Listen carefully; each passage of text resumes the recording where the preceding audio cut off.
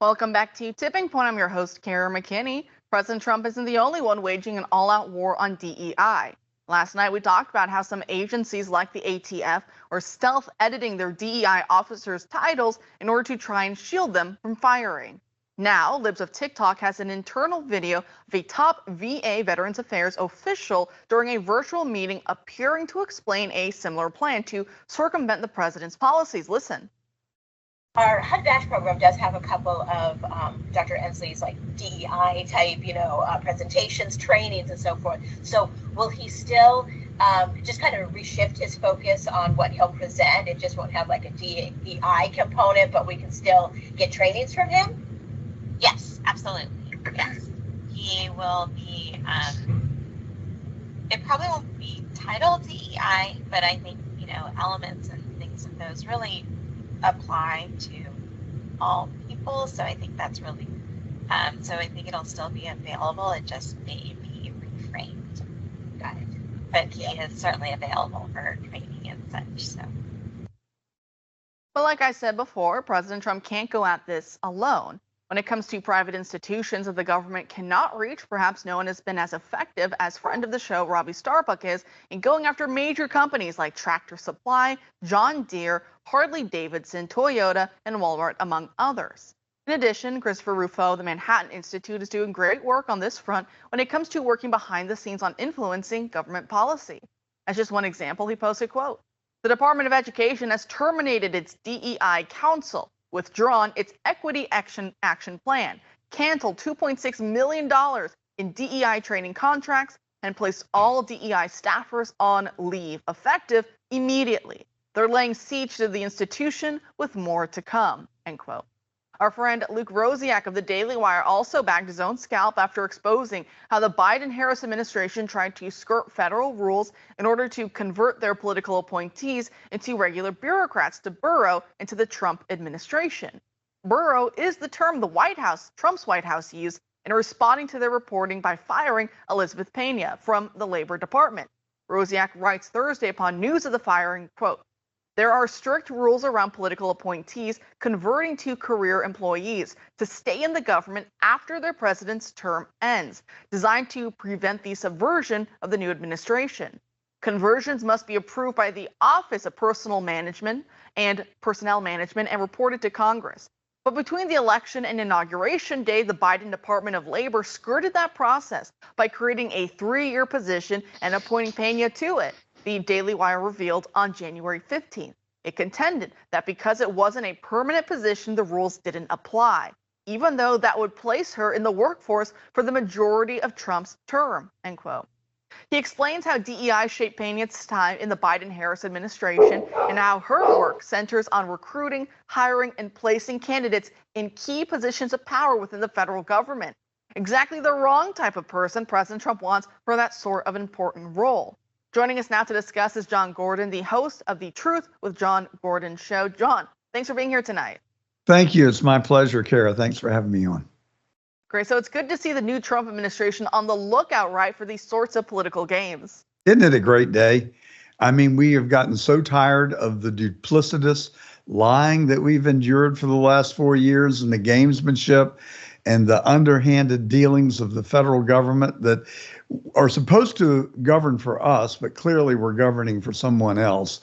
And it's just I feel like the weight of the world has been lifted off our collective shoulders now. It really does feel that way. And I think it speaks a lot to the left as well. Subversion is really how they've operated for so long. And sadly, we've seen the Democrat Party really just fall completely to its far left, to its fringe elements, and just become that and embody that. And for so long, right, the Marxist force, which really underlays a lot of this, it used subversion tactics, right? You put people in certain positions and then they will lie and they'll pretend that they agree with the norms, but secretly they don't. They have their Marxist agenda. They have their tool belt for that, for getting that done. And they just quietly go about it, eroding basically the ground beneath our feet. So, I mean, I think some of these, to borrow again the Trump White House's term, but burrow, to see a lot of these former Biden-Harris administration staffers trying to burrow and worm their way into the Trump administration.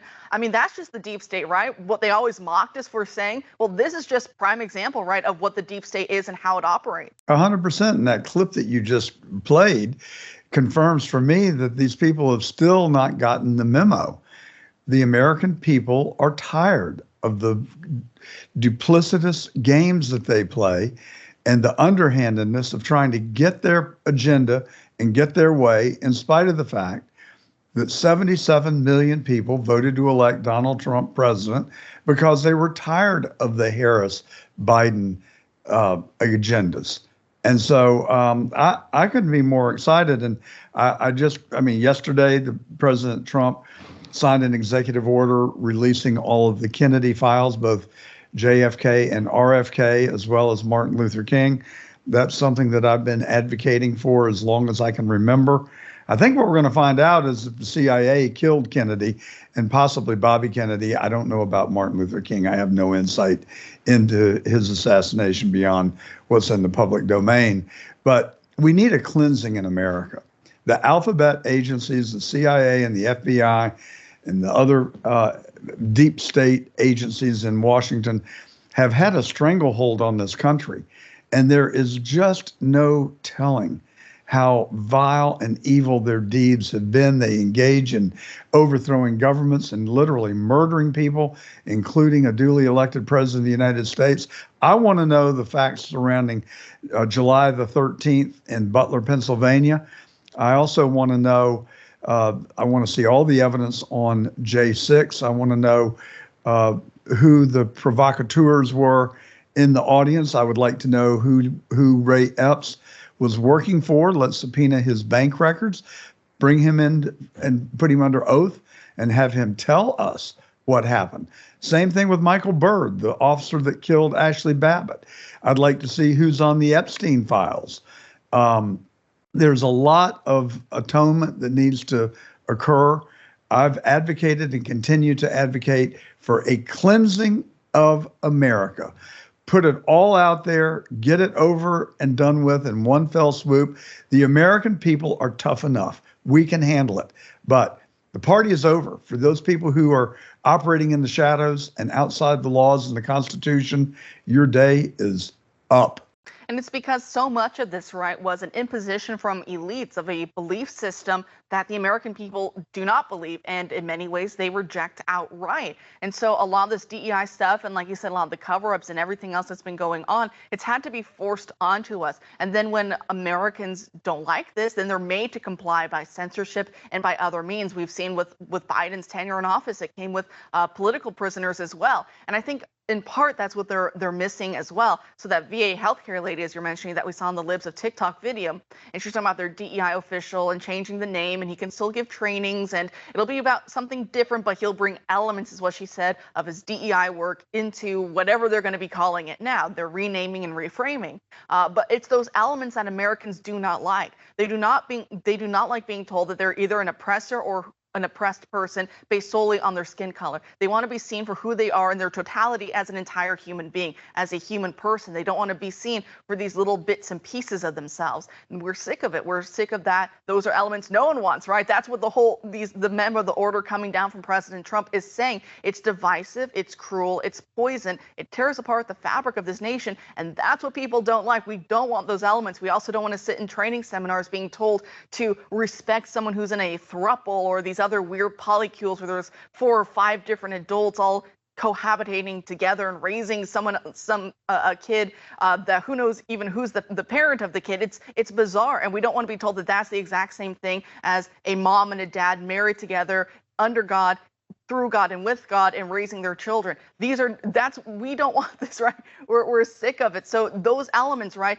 And as they rename their DEI groups, they're using equity. So do you think if President Trump and his staffers are looking for those buzzwords, they'll be able to sniff out those DEI types, right, who are trying to change their names and obscure their true aims? Well, Washington is a big place. The federal government has 3 million employees. And so it is going to take some work. But Doug Collins, the new head of the Veterans Administration, he is a Trump loyalist. I know Doug Collins. He is a fine Christian, committed individual who has served in the military He is a veteran himself. He's also a former congressman and was the Judiciary Committee, when he was in Congress. And he made that impassioned speech while he was there that many of us remember.